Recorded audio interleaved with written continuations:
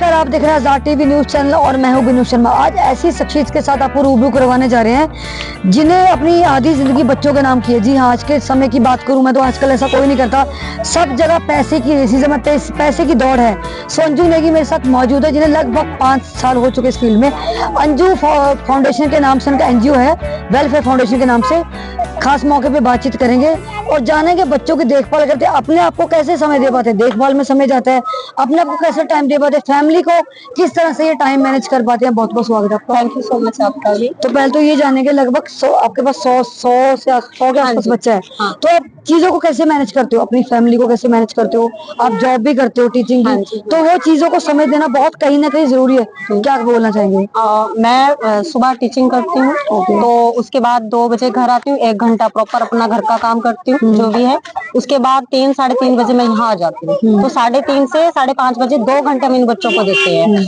और उसके बाद अपना घर जाती हूँ, घर का काम करती हूँ, मैं सब प्रॉपर मैनेज कर लेती हूँ, अपना घर भी कर लेती हूँ और ये चीजें भी। आपसे बातचीत के दौरान के मुझे पता चला कि आप एक अनाथ आश्रम खोलने की आपकी तमन्ना है। हाँ, अनाथ आश्रम खोलने का ये कंसेप्ट कैसे आया माइंड में? और ये चीज जैसे बच्चों की देखभाल करते हो, खाना देते हो, पढ़ाते हो, उनको एजुकेशन की नॉलेज देते हो, राइट?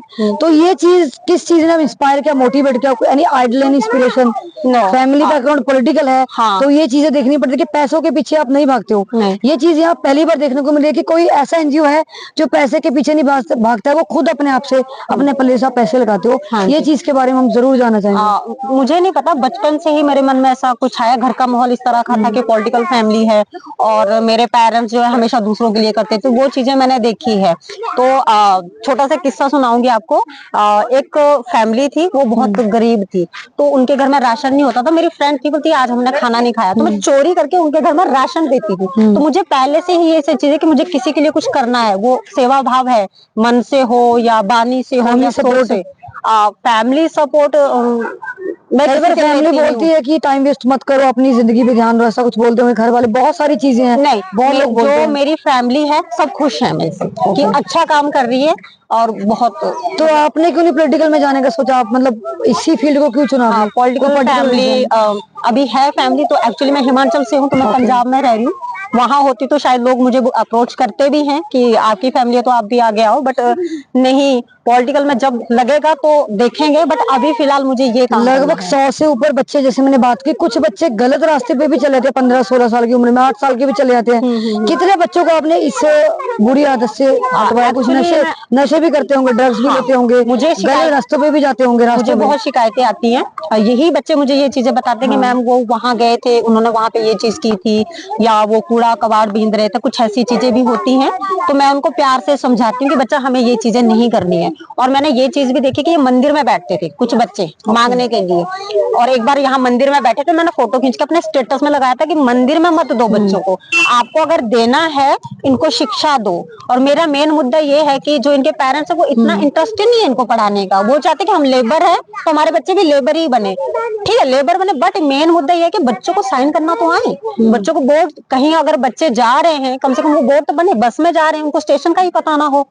अगर इतना तो एफर्ट कर सकते हैं। अगर आपकी खुद की लाइफ की बात करूं, पर्सनल लाइफ कितनी सफर करी इन चीजों से? कुछ इफेक्ट पड़ रहा है इस पे? कुछ नहीं, पर्सनल मुझे थोड़ा खुद के बच्चों को भी टाइम देना होता है, आपके हस्बैंड भी है, आपकी सारी चीजें, आपकी खुद की लाइफ भी है, पर्सनल लाइफ भी है, तो वो कैसे बैलेंस करते हो आप? मैं कर लेती हूँ, मेरे बच्चे मुझे बहुत, मेरी बेटियां मुझे बहुत सपोर्ट करती हैं। इस दौरान चैलेंज क्या रहता है सबसे बड़ा? इतने बच्चों को हैंडल करना कोई इजी काम तो नहीं है। आसपास के लोग भी, सोसाइटी में, जगह का बहुत टाइम पहले आपने जगह भी ली थी तो उस पर ऑब्जेक्शन भी आ गया था, ये चीज के बारे में हम लोग जानना चाहेंगे। ऑब्जेक्शन ये होता है कि सोसाइटी वाले बोलते हैं कि हमें बहुत सारा हुआ।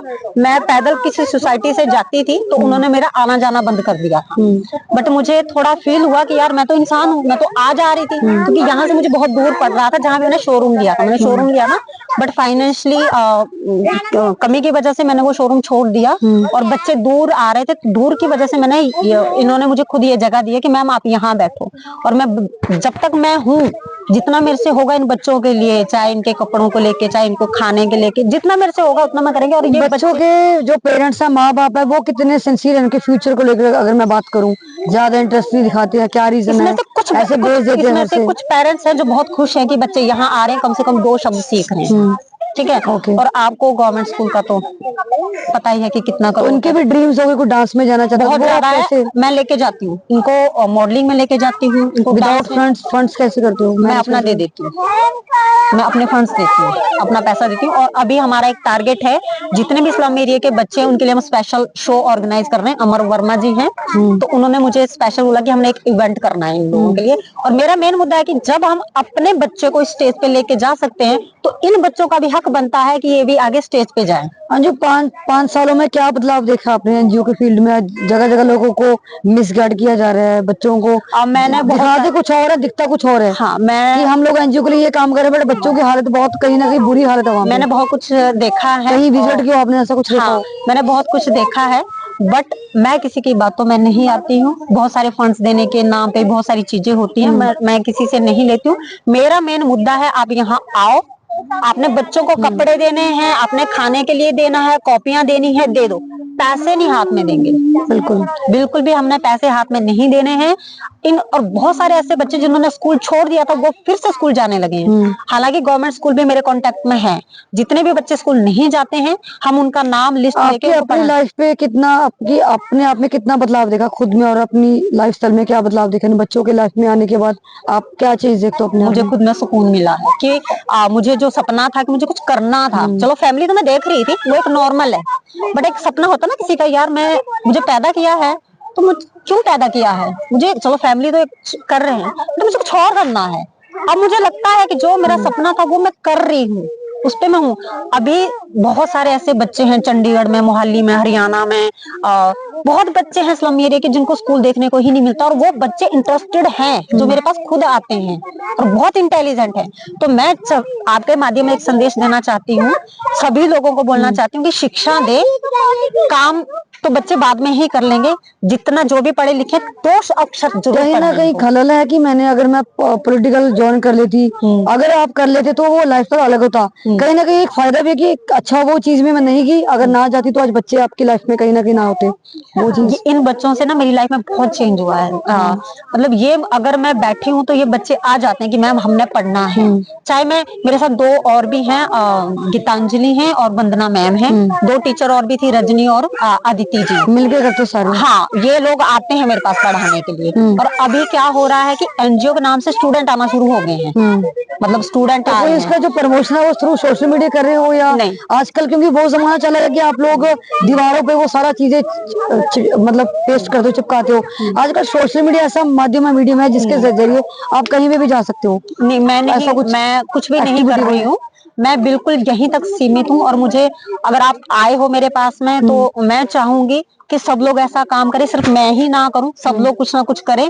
अगर मेरे पापा ने एक बात सिखाई थी कि बेटा अगर आपके पास कुछ और, आपका पड़ोसी भूखा मर रहा हो या वो बीमार हो तो आपको दूर नहीं जाना, पहले उस पड़ोसी को देखना है ना। हम कुछ भी करें, हम सोच से किसी के बारे में अच्छा सोचें, हम वाणी से किसी के बारे में अच्छा बोलें, हम अगर कुछ नहीं कर सकते तो हम किसी के बारे में बुरा भी ना सोचें। ये शुरुआत है, अगर रब ने चाहा तो।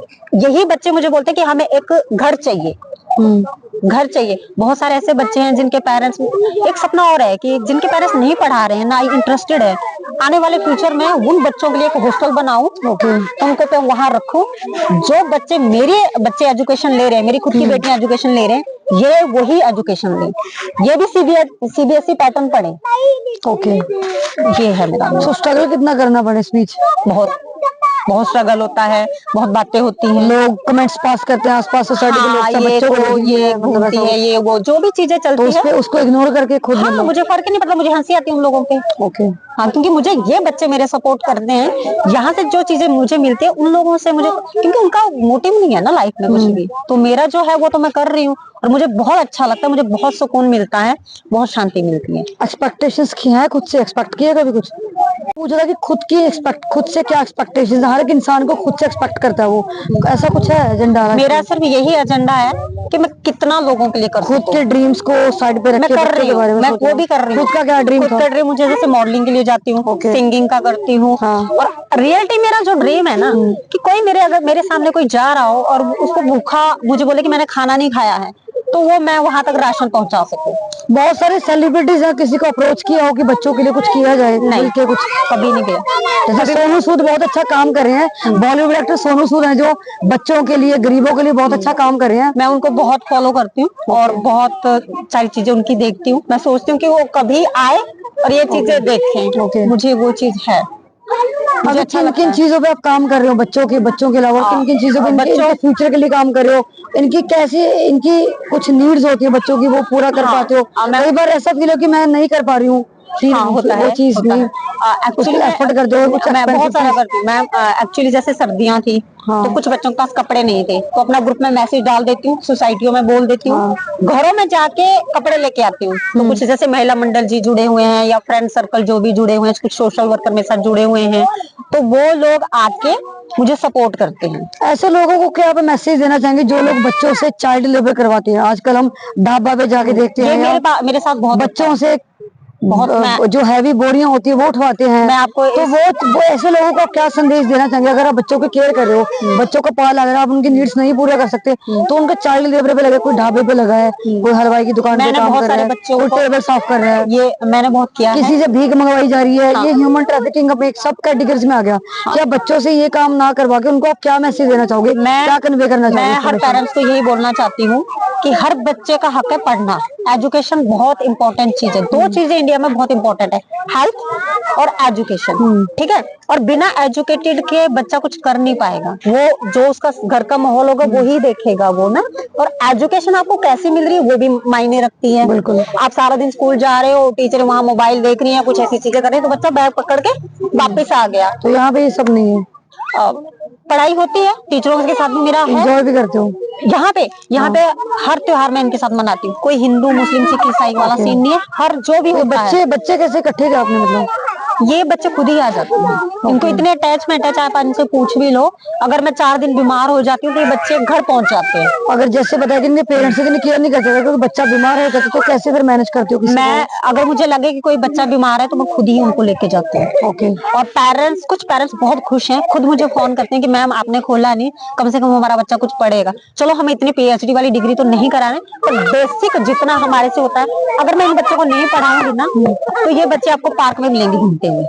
इनके लाइफस्टाइल पे कोई काम कर रहे हो आप? बहुत ज्यादा होता है। हाँ। जैसे मैंने कुछ ग्रूमिंग सेशन वगैरह पे कुछ एडवाइस दे दो कि आप अपने लुक्स पे ऐसे काम करो? हाँ, जैसे आसपास एरिया सोसाइटीज हैं, बट जो कुछ बैकवर्ड एरिया भी जहाँ पे बच्चों को इतनी समझ नहीं कि हम अपने लाइफस्टाइल अपने लुक्स पे कैसे काम करें, वो हम लोग उनको वो चीजें आप बताते होगे। हाँ, आप जब आप मेरा एनजीओ वो अंजू सोशल वेलफेयर फाउंडेशन करके इंस्टाग्राम में फिलहाल बंद है मेरा, वो कुछ रीजन की वजह से। आप उसमें देख सकते हो, जब मैं शोरूम लिया था आप उसमें सारा चीज चेक कर सकते हो कि मैंने हम हर ग्रूमिंग सेशंस हो गए इनके, मतलब हर चीज हम बताते हैं। और एक्टिविटी होती है, एक्टिविटी करवाते हैं हम लोग। अगर होली का है तो उसकी एक्टिविटी करवाएंगे, दिवाली का है तो दिए बनवाएंगे इनसे नेचुरली।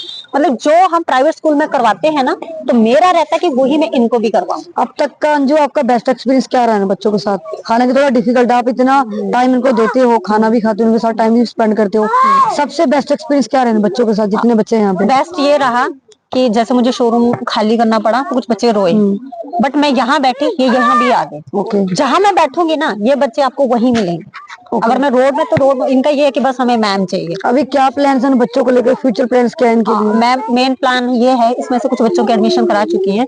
मेन मेरा ये प्लान है, जो बच्चे स्कूल नहीं जा रहे हैं, इनकी शादी जैसे बड़े होते हैं, जैसे पेरेंट्स नहीं ध्यान देते, चीज आर्डन करेंगे, तो वो जिम्मा किसका है, वो रिस्पॉन्सिबिलिटी किसकी है अगर इनकी आगे बड़े होते हैं शादी वगैरह का? तो देखो जितना मेरे से एफर्ट होता है मैं मना करती हूँ। बहुत सारी ऐसी लड़कियां थी जो मेरे पास आती हैं जो स्कूल नहीं जाती हैं, बट उनके पेरेंट्स ने उनको यहाँ से हटा के काम पे लगा दिया। ओके। और मैंने अभी थोड़ा सा मौसम की वजह से मैं थोड़ा चुप बैठी थी, अब मैं दोबारा से वो काम शुरू करने। और बहुत सारे ऐसे बच्चे हैं मैंने जो शोरूम से निकाल के क्लास में बिठाए हैं। डिग्री 4 से 15 साल है। 4 से 15 साल के बच्चे हैं, अभी वो शायद कहीं चले गए।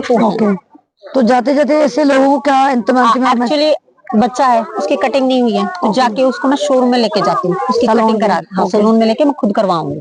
अच्छा, मैं चाहती हूँ कि हाँ कि अच्छा सैलून में जाए। मैं इनको गुरुद्वारे में लेके जाती हूँ, और मेरा टारगेट है जैसे मूवी देखने, रेस्टोरेंट में, अच्छी जगह पे, जो मेरी बेटियां करती है ना वो मैं इनको भी कराना चाहती हूँ।